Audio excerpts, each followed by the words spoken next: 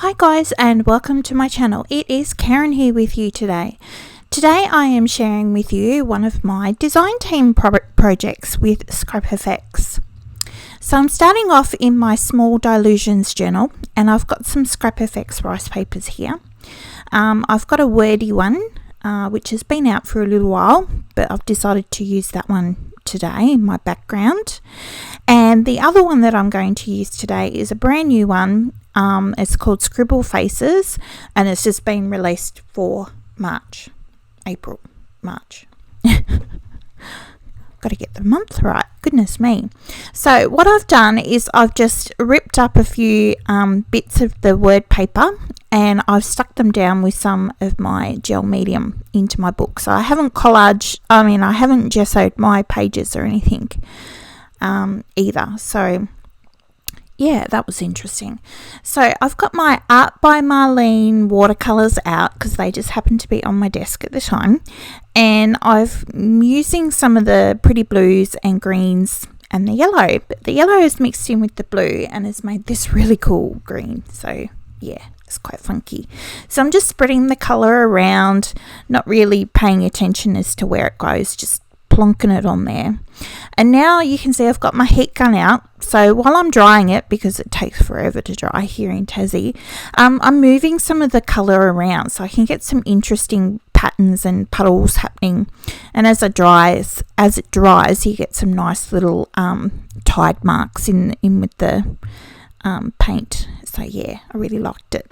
So once I had it dry, I've actually sprayed it with a workable fixative as well, because I'm going to do some extra collages over the top, and I didn't want my paint to smear when I added it in. Okay, so here's my scribble face. You can see that I've ripped that out, and I'm just gluing that in now with some gel medium.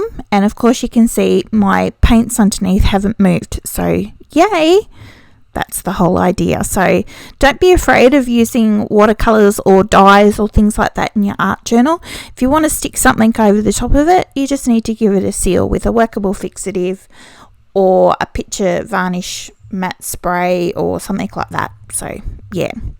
So now I've got a cool new stencil here from Scribble. And my first lot of paint that I grabbed out was actually the wrong one. It wasn't white, it's actually really translucent, that one. So I've actually dragged out the titanium white, which is the one that I thought that I had, but I didn't. And I'm sponging that through my circly stencil here and drying it a little bit in between as I go. It's only a thin layer of white paint, just to add another little element into my background. So something else that is brand new here for March are these chipboard circles in circles. Well, I think they're called circles in circles.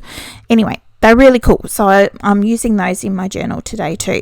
But before I stick them on, I've got this stamp here. Again, another brand new item from Scribble. And I've got some archival blue ink, and I've just stamped some of that into the background as well. So that looks pretty cool and interesting. Now I've grabbed out my Jane Davenport Epic pen here because I wanted to put some thin scribbly lines in my circles to match the image. But yeah, I know why I don't use that pen very often. It doesn't always work for me. It's just the way that I hold it. Anyway, doesn't matter. So what I'm doing there is I've got some Colour Blast mica powders, and I'm sprinkling those on and using my fan brush just to splash it all over the page and make it look pretty and a little bit sparkly. So you can see I've got my chipboard there. I'm just gluing that down with some art glitter glue, just putting a few little dots on the back. My wordy strips is also another Scribble product that's been around for a little while now. And it just says when, what does it say? Oh, goodness me. What does it say? It says, when nothing is sure, everything is possible. That's what it says. Yeah. So I've also got a little bit of pastel there. I put a bit of white posca pen into her eyes so it can stand, or the eyes, so it can stand out a little bit more. And now I'm putting in a few little dots of the black posca as well, just in my background, just to break it up a little bit. And that's it. That's my page. So I really hope you like it. I hope I have inspired you to get a little bit arty and inky. Maybe check out some Scrap Perfects goodies, and yeah, have fun. Till next time. See you later. Bye.